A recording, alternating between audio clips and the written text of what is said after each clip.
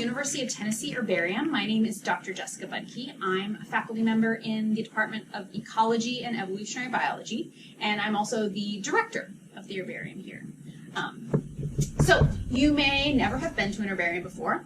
An herbarium is a plant natural history collection. Essentially, we're a collection of dried pressed plants that are used for research. We function a lot like a library in that you can come to the herbarium, take a look at the plants, examine them while they're here, or you can request them on loan. So essentially, researchers from all over the world can write to us, send us an email, and we will package up and send them specimens to look at.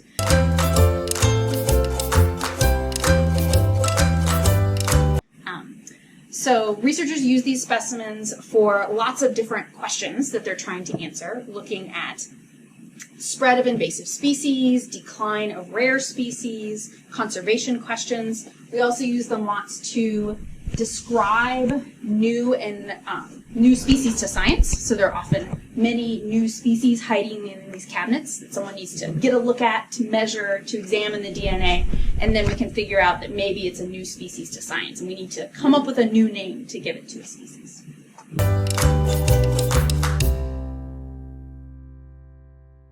Our collection here is the third largest in the Southeast. If you care a lot about football, which I don't in particular, but I like to think about herbarium sizes rather than football team scores. And we are only third relative to Duke and UNC Chapel Hill. So we need to go out there and collect more specimens so we can have more in-house than they do. We currently have about 650,000 specimens in our collection. So we can sort of do a pan around here, and you can see, look, this room is very large. There are lots of cabinets. There are hundreds of thousands.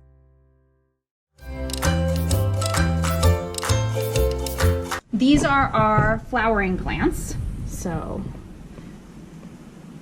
they're from all over the world and all over time. So as you can see, this specimen was collected in 1890 in Tennessee, which is pretty cool. Sometimes hard to read with all the crazy little script that people use. And so a lot of our, probably about half of our specimens you could see online. So the ones that are online have little barcodes on them. They've been photographed and imaged, and you can look at them online. The rest of them, you have to come to the herbarium to see them. And if you want to see a specimen, you first have to know a little bit about it. So you have to know what genus it's in, so you have to know its scientific name. Then you can look up a number that goes along with each of the genera. Then you can go to, we have a big coded sheet where you can look up the number and figure out where the genus is located. And then you come to a cabinet. And the way these cabinets are set up, they're set up in numerical order by genus. And then we have a color-coded system for geography. Green is Tennessee, tan is the rest of North America. South America is in orange, and South America is in orange? Yeah. And then the rest of the world is in blue. And so I don't know why University of Tennessee specimens from Tennessee are not in orange. I was not here when they made that decision. It seems pretty silly. We've been doing orange for a long time. But so essentially you could come and ask questions about, do we have a specimen from a particular county, right? To see if you wanted to track an invasive species moving across the state, you could ask individual questions to make observations about whether we have specimens from that county to figure out whether or not you might have made a new observation. Though there are hundreds, thousands of herbaria around the world that have billions of specimens in them. So checking to see if anyone else across the world has something from that county is another sort of big thing we have to take a look at.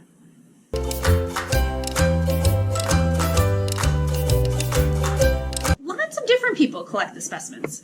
So we have faculty and students and staff, so researchers will go out and collect specimens for particular projects. We also in the summers go on herbarium excursions where we sort of go out to a particular place and we might collect specimens. There's a bunch of researchers who work for the Natural Heritage Program and the Department of Environment and Conservation who are botanists, and so they often go out and collect and deposit their specimens here. We also have specimens in the brown folders down here that are from the Great Smoky Mountains National Park. So often when people are doing park research projects, they'll collect voucher specimens to document the species they've seen, and those will come back here as well. And there are lots of amateurs. So we know There are amateur botanists who collect specimens, prepare them, and then bring them in for help with identification or to deposit them here.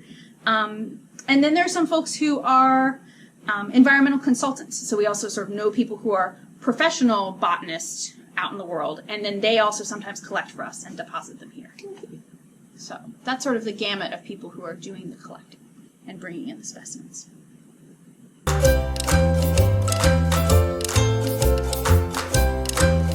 Our plant identification room has lots of microscopes in it. It also has lots of books. So essentially the herbarium functions as a really great resource, not only in terms of storing plants, but helping people to identify them. So if you ever have a plant that you need identified, you could bring it into the herbarium, use all of our books to help you identify the plants. Also, we have lots of experts here, so you can also bring it in and just show it to somebody, and someone might help you come up with a name, in addition to using the books.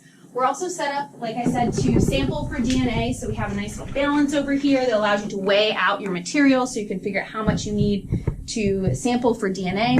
We also have a bunch of really fun microscopes. I like microscopes a lot. I study mosses. They're super tiny.